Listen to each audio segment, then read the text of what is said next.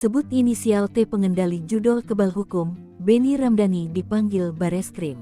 Koar-koar soal inisial T bekingi judi online, Benny Ramdhani dipanggil Bareskrim Polri. Soal nasib inisial T sendiri hingga Sabtu, tanggal 27 Juli tahun 2024 belum terkabar ditindaklanjuti polisi. Sebelumnya, Benny Ramdhani mengungkapkan bahwa bisnis judi online di tanah air dikendalikan seorang berinisial T. Menurut Kepala Badan Perlindungan Pekerja Migran Indonesia (BP2MI) ini, ia sudah menyebut siapa sebenarnya T di depan pejabat teras negeri ini.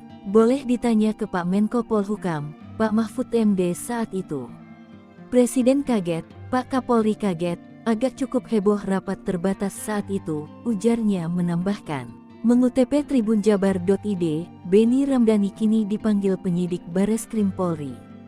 Ia akan dimintai keterangannya oleh penyidik Bareskrim Polri terkait pernyataan sosok T yang merupakan pengendali judi online di Indonesia pada pekan depan. Terkait itu, Benny memastikan sudah menerima undangan klarifikasi yang pada Jumat tanggal 26 Juni tahun 2024 malam. Bukan memanggil kalau di undangan, perihalnya undangan klarifikasi.